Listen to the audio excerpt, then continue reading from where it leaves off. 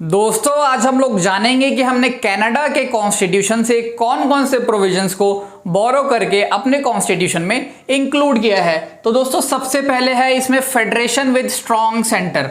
अब इसका मतलब क्या हुआ, आपको पता है दोस्तों हमारे देश में सरकार जो होती है मतलब जो गवर्नमेंट होती है वो 3 लेवल पे होती है। सबसे पहले सेंटर पे होती है, दैट इज सेंट्रल गवर्नमेंट मतलब केंद्र सरकार।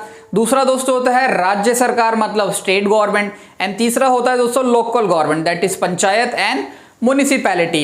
एंड दोस्तों ये जो तीनों गवर्नमेंट होती हैं मतलब जो तीनों लेवल्स पे गवर्नमेंट है ये अपने अपना काम करती रहती हैं। इनकी कुछ अपनी पावर्स है, कुछ इनकी अपनी लिमिट्स हैं। बट दोस्तों ड्यूरिंग इमरजेंसी मतलब जब हमारे देश में दोस्तों इमरजेंसी लगाई जाती है अंडर आर्टिकल 352, 356 एंड 360, तो दोस्तों उस टाइम पे क्या होता है कि सेंटर गवर्नमेंट के पास ज्यादा पावर आ जाती है। इसलिए यहां पे लिखा है दोस्तों federation with strong centre. Power दोस्तों सेंट्रल गवर्नमेंट के पास इसलिए दे दी जाती है ज्यादा ताकि डिसीजन मेकिंग आसान हो सके, फास्ट हो सके, क्विक हो सके, कि पूरे भारत के लेवल पे अगर कोई डिसीजन लेना है तो पार्लियामेंट अकेले ले सके। स्टेट गवर्नमेंट का रोल एक तरह से खत्म कर दिया जाता है। एंड दोस्तों सेकेंड प्रोविजन हमने बोरो किया है रेजिडुअरी पावर्स। अब इसका मतलब क्या हुआ दोस्तों, हमारे देश में ना वो है संविधान में 7th शेड्यूल में 3 लिस्ट दे रखी हैं। 7th शेड्यूल में 3 लिस्ट दे रखी हैं जिन्हें कहा जाता है यूनियन लिस्ट, फिर कहा जाता है स्टेट लिस्ट एंड लास्ट में कहा जाता है कॉन्करेंट लिस्ट। अब दोस्तों क्या होता है कि जैसे ही मतलब अब अगर किसी को कानून बनाना है, मान लीजिए हमारी जो पार्लियामेंट है उसको कानून बनाना है तो वो यूनियन लेवल का हो गया। स्टेट की किसी लेजिस्लेचर को कानून बनाना है तो वो स्टेट लेजिस्लेचर पे होता है। एंड कॉन्करेंट का मतलब होता है दोस्तों दोनों मतलब यूनियन भी एंड स्टेट भी दोनों लिस्ट पे कानून बना सकते हैं। जैसे कि यूनियन के अंदर जो भी प्रोविजंस लिख रखे हैं उस पे कानून सिर्फ और सिर्फ यूनियन गवर्नमेंट बनाती है। स्टेट की लिस्ट में जो भी कानून लिखे हैं उस पे स्टेट गवर्नमेंट कानून बनाती है। देन दोस्तों कॉन्करेंट में अगर कोई ऐसा सब्जेक्ट है जो कि दोनों के लिए होता है, मतलब एक तरह से कोई भी ऐसा सब्जेक्ट जिसपे कानून दोनों लोग बना सकते हैं।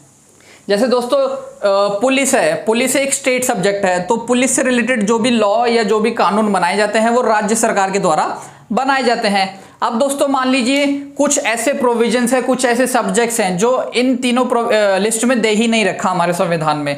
जैसे यूनियन लिस्ट में भी नहीं है, स्टेट लिस्ट में भी नहीं है, कॉन्करेंट में भी नहीं है। तो दोस्तों उस पे कानून कौन बनाएगा। मान लीजिए जब संविधान बन रहा था हमारा, तब संविधान बनाने वालों को यानी हमारे जो फाउंडिंग फादर्स हैं उनको वो सारे सब्जेक्ट्स नहीं पता थे।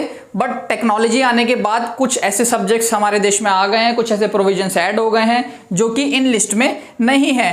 एंड दोस्तों उसे ही एक तरह से कहा जाता है रेजिडुअरी पावर्स। इसका मतलब क्या हुआ कि कोई भी ऐसी चीज जो कि इन तीनों लिस्ट में ही नहीं है तो उस पे कानून कौन बनाती है, हमारी पार्लियामेंट बनाती है। मतलब हमारी एक तरह से आप कह सकते हैं जो यूनियन लेवल पे होता है संसद हमारा, वो ही कानून बनाता है उस सब्जेक्ट पे जो कि इन तीनों में से कहीं भी नहीं दे रखा। एंड इसे ही दोस्तों कहा जाता है रेजिडुअरी पावर्स।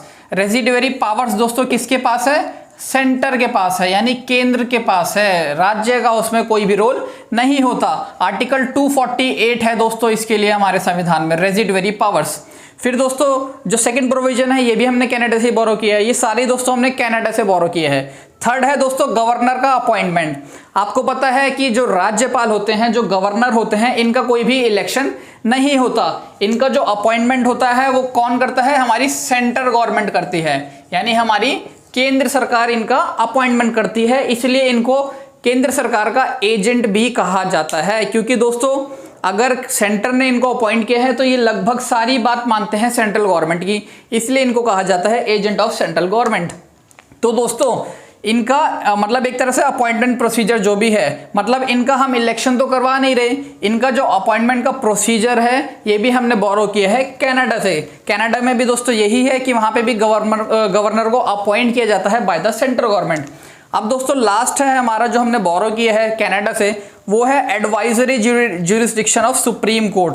दोस्तों आर्टिकल 143 है हमारे संविधान में एक, ये कहता है कि राष्ट्रपति साहब को अगर कोई भी समस्या आती है संविधान को लेकर या कोई भी कानून को लेकर कोई भी दिक्कत आती है तो डायरेक्टली सुप्रीम कोर्ट से क्वेश्चन कर सकते हैं कि सुप्रीम कोर्ट कृपया करके मेरा मार्गदर्शन करिए, मेरे को ये प्रोविजन समझ नहीं आ रहा है। एंड फिर दोस्तों सुप्रीम कोर्ट उन्हें एडवाइस करती है कि राष्ट्रपति साहब आपको मतलब इस टाइम पे ये डिसीजन लेना चाहिए, एक तरह से एडवाइस कर रही है। इसलिए दोस्तों इसे कहा जाता है एडवाइजरी, क्योंकि ये राष्ट्रपति साहब को एडवाइस करते हैं अंडर आर्टिकल 143। उम्मीद करता हूं दोस्तों आपको सारी चीज़ें अच्छे से समझ आ गई होंगी एंड आपको सारे प्रोविजंस क्लास के अंदर ही याद हो गए होंगे जो हमने कनाडा से बोरो किए हैं। इस वीडियो को दोस्तों ज़्यादा से ज़्यादा शेयर करिए। बहुत बहुत धन्यवाद।